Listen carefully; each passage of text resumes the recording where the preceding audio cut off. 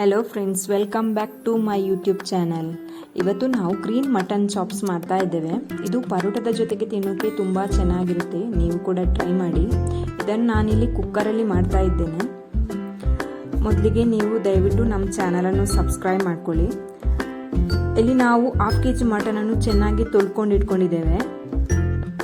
Okay, ಇವಾಗ cooker ಇಟ್ಟು ಅದಕ್ಕೆ ಸ್ವಲ್ಪ ಎಣ್ಣೆ ಹಾಕಿ ಬೆಳ್ಳುಳ್ಳಿ, ಜೀರಿಗೆ, ಸಾಸಿವೆ ಈ ಮೂರನ್ನು ಆ್ಯಡ್ ಮಾಡಿಕೊಂಡು ಈರುಳ್ಳಿಯನ್ನು ಹಾಕಿ ಚೆನ್ನಾಗಿ ಫ್ರೈ ಮಾಡ್ಕೊಳ್ತಾ ಇದ್ದೇವೆ.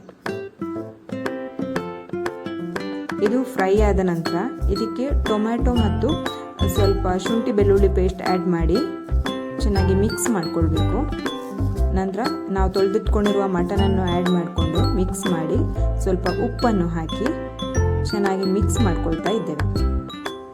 ಇವಾಗ ಇದನ್ನು ಸ್ವಲ್ಪ ಹೊತ್ತು ಬೇಯಲಿಕ್ಕೆ ಇಡ್ತಾ ಇದ್ದೇವೆ.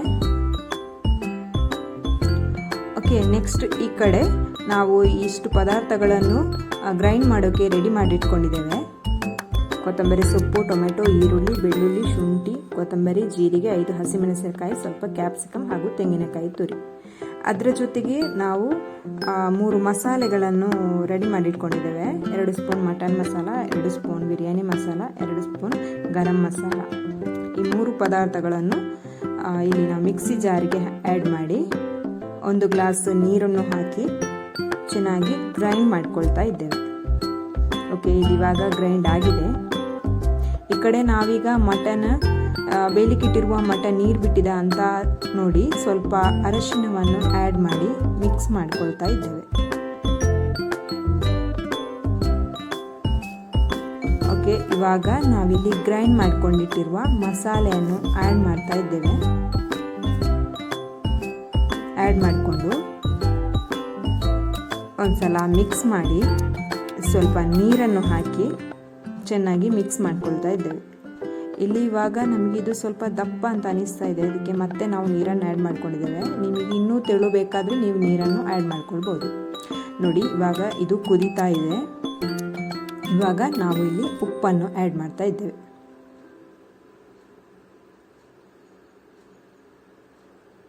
ಓಕೆ, ಇವಾಗ ಕೊನೆಗೆ ನಾವು ಸ್ವಲ್ಪ ಕೊತ್ತಂಬರಿ ಸೊಪ್ಪನ್ನು ಹಾಕಿ ಮುಚ್ಚಳವನ್ನು ಮುಚ್ಚಿ ಒಂದು 4 ವಿಜಿಲ್ ಬರಿಸ್ತಾ ಇದ್ದೇವೆ. ಓಕೆ, ಇವಾಗ ಇದು ವಿಜಿಲ್ ಆಗಿದೆ. ಓಕೆ, ನೋಡುವ ಇವಾಗ ನಮ್ಮ ಮಟನ್ ಚಾಪ್ಸ್ ಹೇಗೆ ಬಂದಿದೆ ಅಂತ. ವಾವ್, ತುಂಬ ಚೆನ್ನಾಗಿ ಬಂದಿದೆ. ನೀವು ಕೂಡ ಇದೇ ರೀತಿ ಟ್ರೈ ಮಾಡಿ. ನಾವೀಗ ಇಲ್ಲಿ ಪರೋಟದ ಜೊತೆಗೆ ಹಾಕ್ಕೊಂಡು ಟೇಸ್ಟ್ ಮಾಡ್ತಾ ಇದ್ದೇವೆ. ತುಂಬ ಚೆನ್ನಾಗಿ ಬಂದಿದೆ. Thank you.